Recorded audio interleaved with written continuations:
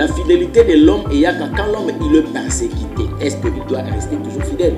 Et Dieu savait que la persécution viendra parce que la Bible nous avait bien prédit que malheur à la terre car le diable il est descendu avec toute fureur. Alors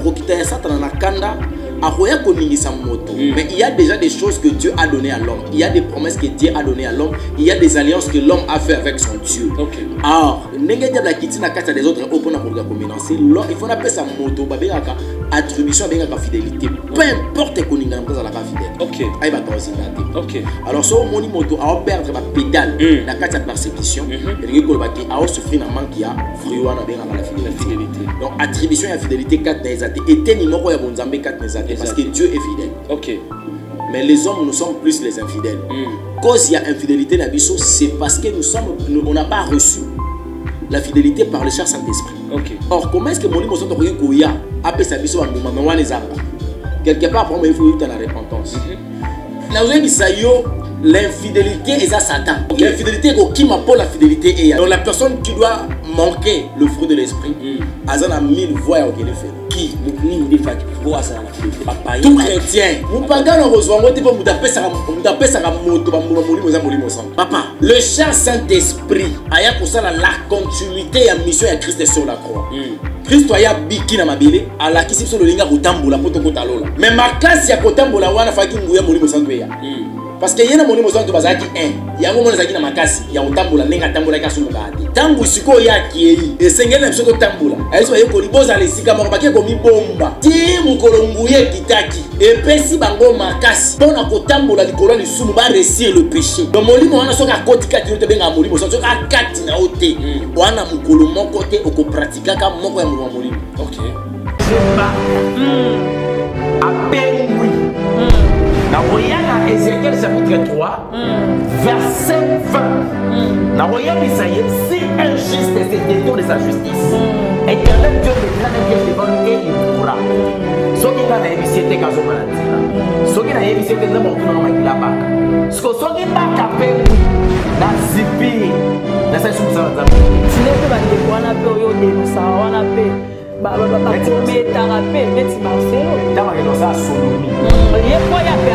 Entre les mariés, madame bon. C'est tout à fait normal. C'est un acte d'abomination. Aïe, c'est ça dans le chapitre 1er. Parce qu'il y a un commerce traité, mais à ça, là.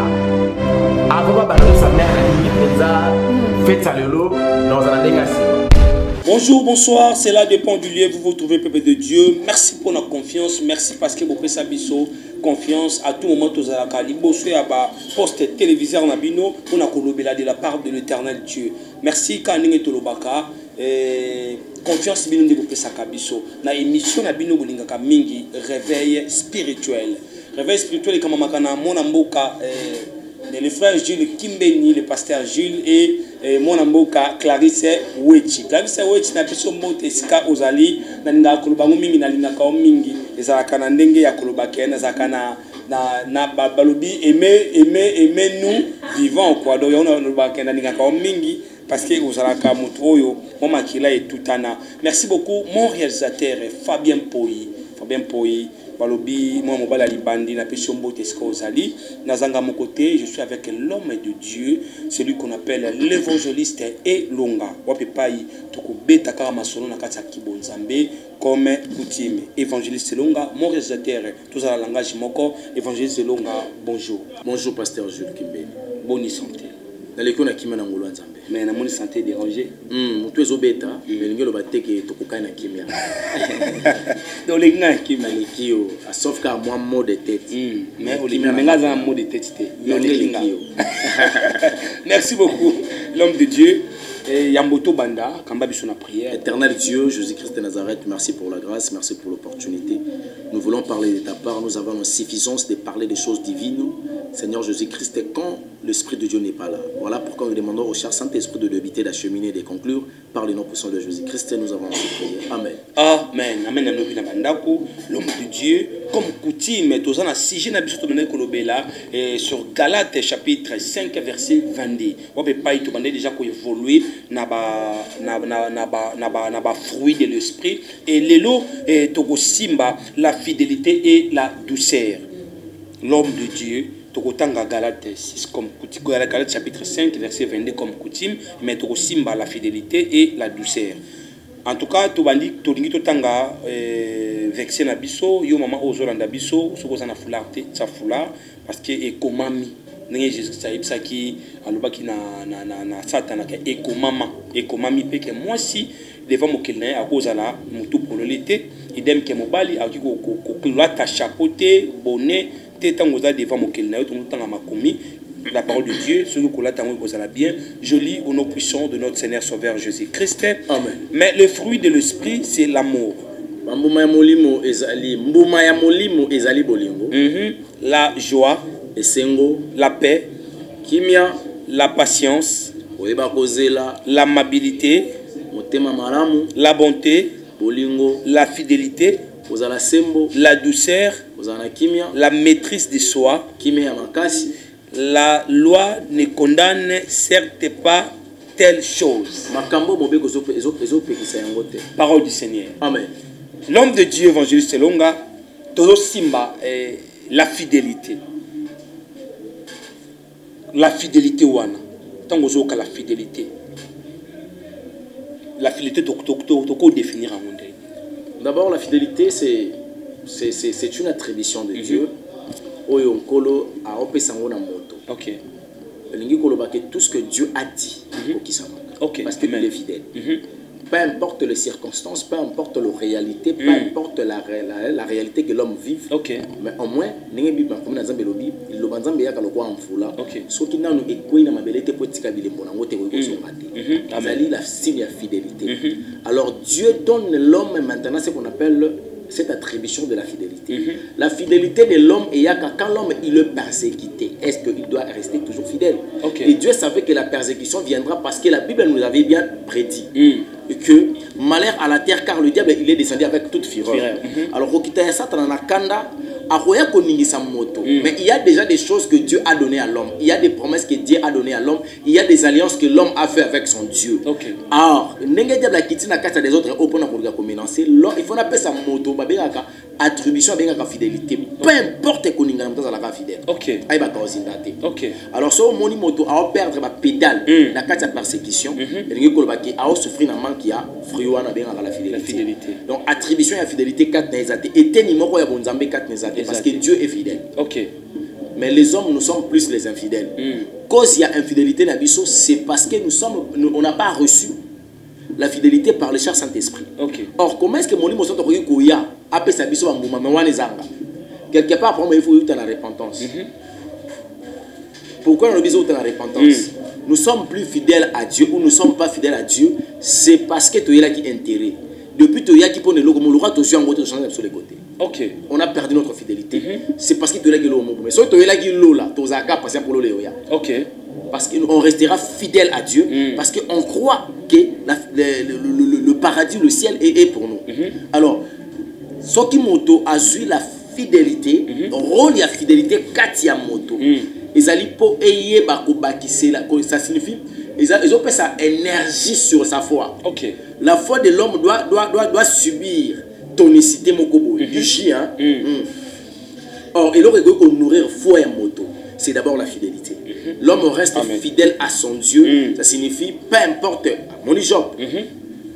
C'est ça. Un homme fidèle, intègre et loyal. Il était fidèle pourquoi? Persécution yaki. Mais il était là confiant, avec beaucoup de fidélité. Je ne changerai pas. Donc, si on a besoin de par rapport à la réalité, c'est ça. Je resterai comme ça parce que je connais ce Dieu-là, il est fidèle. Alors, on a reçu la promesse de Dieu.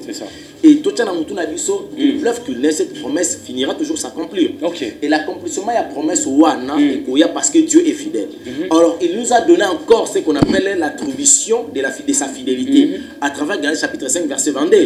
Tant qu'on regarde sur la fidélité, la fidélité, il y a moto, et ça ceux qui tombent moto à la fidèle. Mais ça ne pas si les chrétiens nous sommes plus fidèles à Dieu. Et ça, les chrétiens, chrétiens, tenir jusqu'à présent dans la sanctification, c'est parce que nous avons il y a des thèmes qui sont et ça, nous avons habité parce qu'ils ont présenté $14 000. Nous avons présenté $70 000. Mais bien chrétien.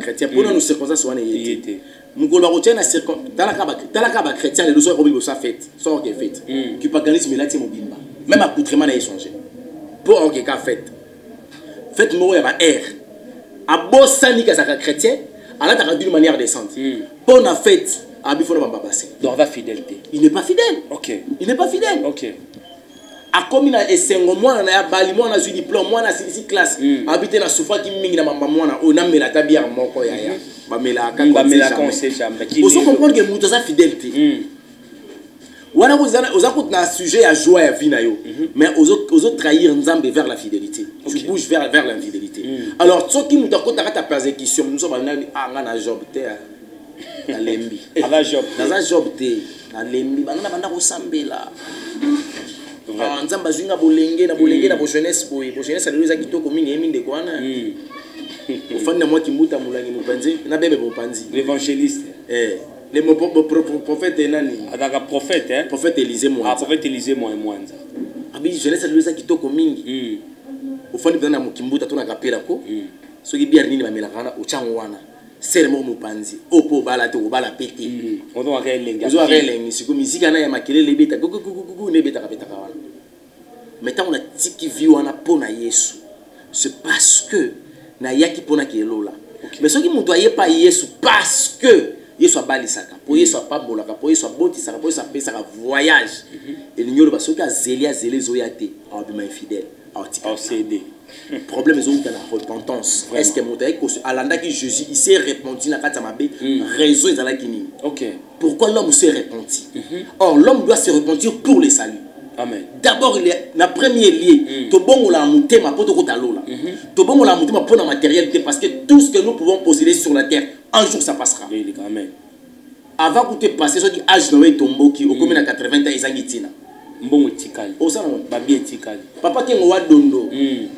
Oui, Papa Kengo. Il paraît, entre guillemets, à contrôler son soubade. À soubi, quand déjà ça soubi. Ben oui, âge. Papa, on a moutou les alliés, ma yé les alliés, mais l'élo, papa, il sonne ma zawana. Ma part, on moussa ça n'envoyait pas sur tes gaules pas. Dans mon sous pas loin la chambre, il y a un salon, c'est tout un problème. Il faut pas y avoir simbaï. Âge, car qu'ils ont permettre de malgré ça, on a besoin. Ils ont un moment où on a vu bon, ils ont un OK. Papa, ndeko nanga Patrice. Il y a Patrice. Pasteur Patrice Ngoyi Moussoko. Alors le moka lobi avec l'argent, on a la capacité ya osomba ndako, sombi mbetu, mais okosomba ngo pongi te. Amen. Okipe ko somba pongi par ba valium, osombi ngo par ba vitamine, o melo lali. Mais yeba ki okotika la jamais ko bibe ko somba cauchemar que non na zu pesa bino mbongo mikono to ma bete jamais atom melik valium olali polu ka pongi ko souffrir te so cauchemar ya ko se ya yo ya poko ko sombi lamba mon ko somba santé tu peux avoir l'argent au salignon mais tu manqueras la paix la somba paix te ça ba biloko ko le mo paix saka. Donc, tant que pour s'en remettre dans un niveau de repentance, il faut montrer le pourquoi il se répand. Et sa repentance nous permettre à y battre là où il y a un la fidélité donc ce qu'on découvre que Mouto a la fidélité. Et le Mbaliboso il sera impatient à quatre parcours dans Jésus. OK. Parce que manque il y a patience d'être là comme infidèle. OK. Il y a un moment avant la fidélité il y a d'abord la patience. OK. Donc, Seigneur Jésus-Christ a placé le 9 fruits de l'esprit pour ayeba kiki biloko oyo moko ko permettre moto pour alandanga amema croix l'homme doit être fidèle. Alors manque de la fidélité les a causé à travers le débit ya boya ya moto na kati ya christianisme. Donc voilà. Évangile c'est long mais merci beaucoup pour moi et nous ko memi biso ko tibiso na profondeur et nani ndefo azala na fidélité on a na parce que orobi eza ba attribution ya nzambe do eza ba biteni ya do ceux qui muto azangi biteni ya nzambe azangi les 9 fruits do aza na bonne marche te voilà non yebisolo moko muto soka azangi ka fruit moko ngeli felo fruit moko de l'esprit ngeli felo no lingi ni au côté na raison pour juger ya. Ko la première kio. Donc ceux qui te lobby to soso lango bien do eza kolo aza yango anango te ayande yango parce que yazo apesi biso poto za nde nango so oza nango ça oza na nzambe na kati na mais nazo bisa yo l'infidélité eza Satan. Okay. L'infidélité qui m'appelle la fidélité et je dis un grand merci à mon sapoli Eric. Là on a mouni la CP. Le Seigneur en a besoin. Le Seigneur en a besoin. Vous comprenez? Oui, oui. Alors, quand l'homme manque bah, fruit de l'esprit, et c'est bien mot satanique. Vraiment. Or, le fruit de l'esprit, c'est le cher Saint-Esprit. Okay. Donc quand tu en manques un, donc on dit que tu as insuffisance à mourir mon sang. Il faut le faire comme mais il faut s'en mourir mon sang pour y appeler ça. Ok. Il faut s'en. Vraiment. Oh, attention, on a pasteur. On a monté au pasteur. Pasteur, moi, pasteur, ça c'est la colère.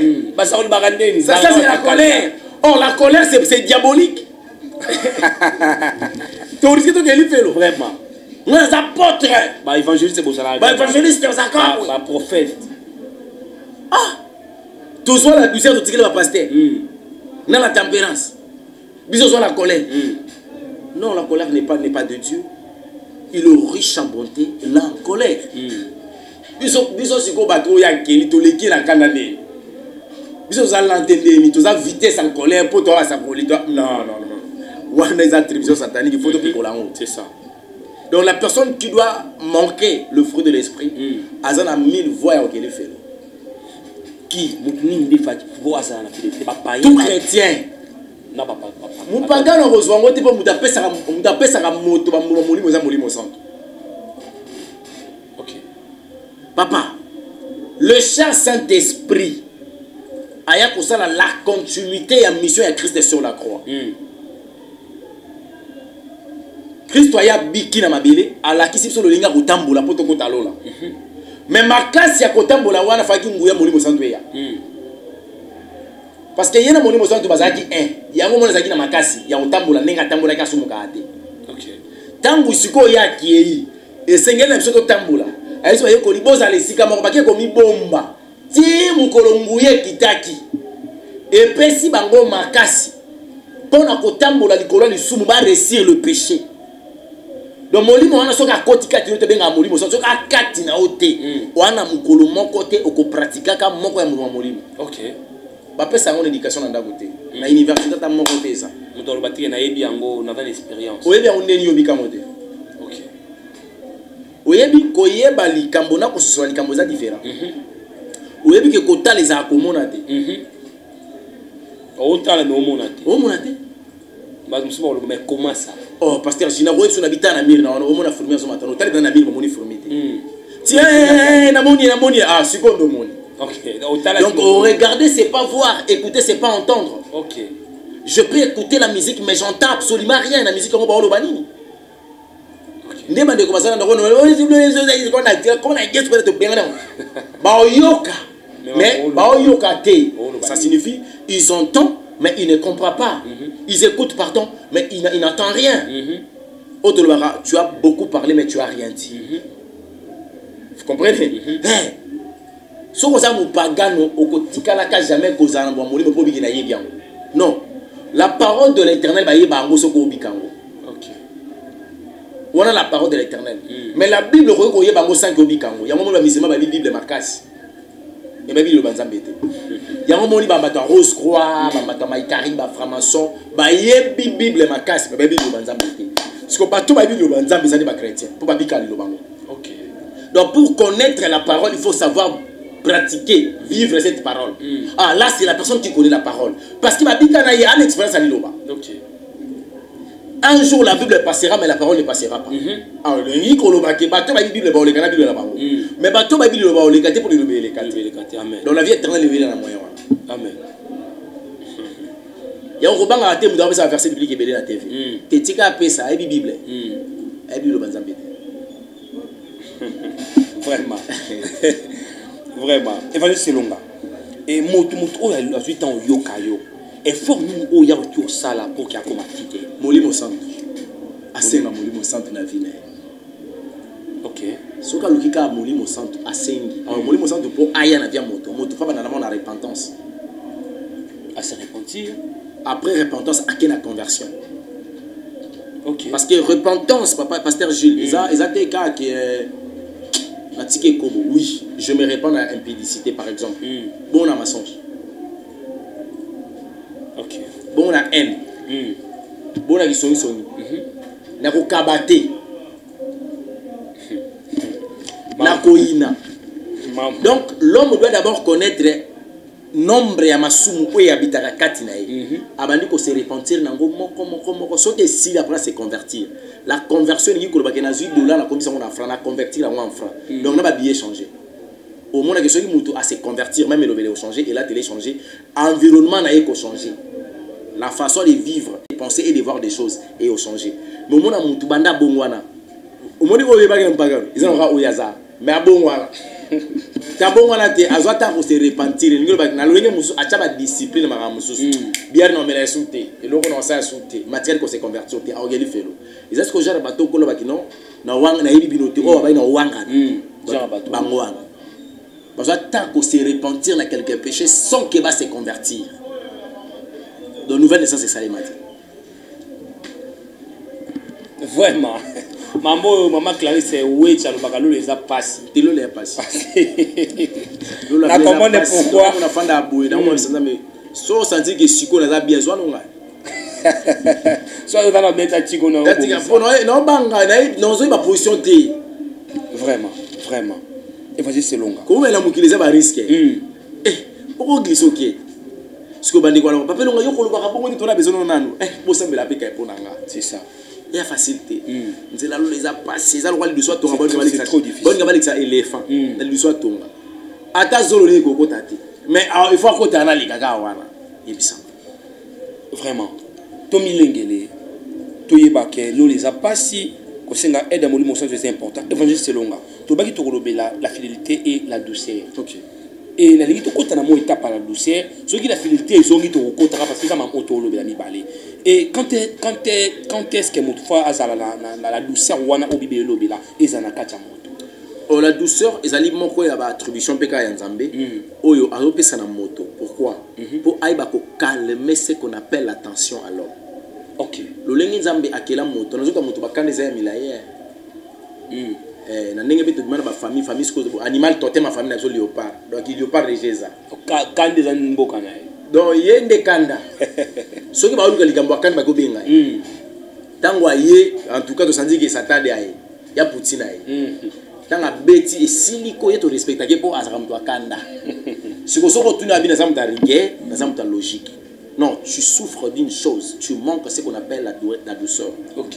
Or, la douceur, c'est un moyen de réparer et d'arranger la chose malgré chaleur et zakimakas. OK. Parce que Dieu est doux. Quand le Saint-Esprit te parle, tout le monde est dans l'extase. Ce qui a oluba na yo oyo kalokwa o mi la glace. Donc tu sens qu'il est doux. Il est doux. Il est doux. Jésus est doux. Et comme ça fait partie de son attribution, voilà pourquoi il a appris ça. Il nous donne aussi la douceur. OK. Il nous donne cette douceur. Pourquoi? Parce que na makambo na ye, na lolenge na biso akobika, na libota na Nzambe tous ala capable. Même ngana obunda likambo douceur. Makila bangala ezobenda likambo douceur oyo. Ozobunda pe moi Nzambe sunga ngai. Pour ça trop kozwanga sikote. Na moni ya zama brutal. Oh, il fallait ça boya ba so siko. La za brutal. Mais brutalité na ngape koza logique ça koza liloba. Ikoza isa koza liloba. Yo osu mwana lulao. Mais ce que là le belon a douceur amena mais. Rien. La douceur c'est important, ça fait partie des attributions de Dieu, ça nous aide à vivre mieux avec les autres. OK. La douceur ezali kimia. Moi na nzamba za moto atali kambango zo pela so ya ye batu balobi te asali boton ya konto yokana. En tout cas tout le monde a raison mais tout le monde a faute. Solution que vous avez tini to réparer. petit. Donc la maîtrise de soi. Yango wana na français. Okay. On a bien c'est la maîtrise de soi. La maîtrise de soi et permettre à moto à éviter plus bambeba. Honnête Moïse, a manqué la maîtrise de soi. Yango ko isa. A panza la liboso. A panza les 10 commandements. Manque la maîtrise de soi. Et ça n'a qu'à sa émission. Donc ça m'a bien ma casse.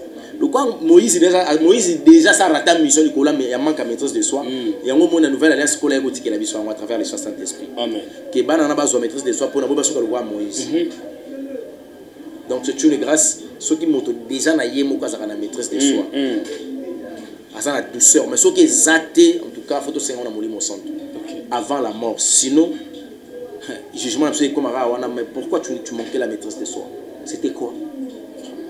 Avec tout ce que toi tu faisais devant moi Dieu, qu'est-ce que je t'avais fait? Mais avec beaucoup d'amour. Qu'on recadrer, qu'on réprimande avec beaucoup du bien. Vous sentez qu'un colo a bêti, mais le roi a tatako. A bêti le roi Mungunate. A bêti le roi Tata. A bêti le roi Rwanda récupérer RDC. A bêti le roi Tata. Tu sens que non. Il est Dieu. On a la capacité à zongela et moi qui m'exati. Alors la maîtrise de soi, c'est un acte de reconnaissance de l'homme par rapport à ses fautes. Ce qui n'est pas fandi, faut to mitalaka. Tant aussi ben la Galate 5:22 on dit que na vie na yo on a zanga. Ah combat na ngezawa. Parce que manque ya fruit de l'esprit, ils apportent au pémata diable pour ta travail. OK. Quand tu es dans la colère, à travers la vie. OK. Je l'ai vécu avec maman Naomi. On a perdu les enfants, on a perdu la grossesse, cause tant de prière, ils avaient qui porte fondement pour silikanga. Donc il faut comprendre que il faut avoir bitumba, il faut ça na kanda. Soit ça rasoka linga banda. Ngana na maya malili na sopi. Donc linga banda kanda te mambakande zate. Diable akota na makambo te. Na bona nga pardon. Vous comprenez?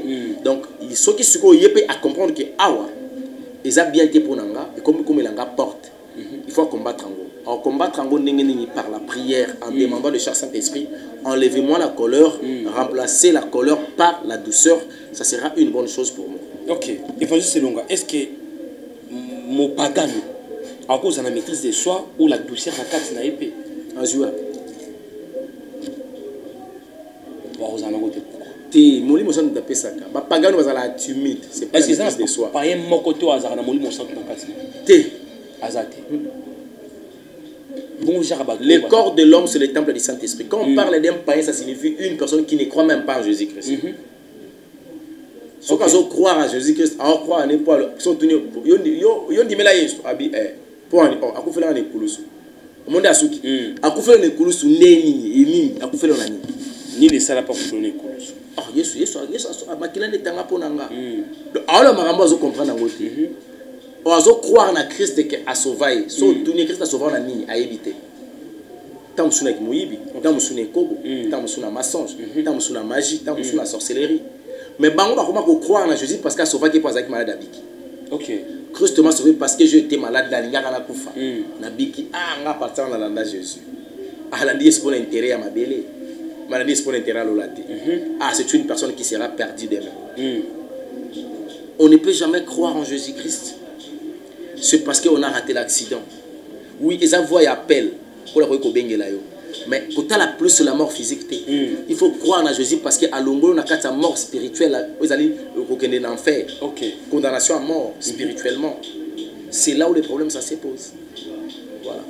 Merci beaucoup, Évangile Selonga. Nalingi, tu comme nous suka tozo chité et conseil kaka please pour na basali ya Nzambe.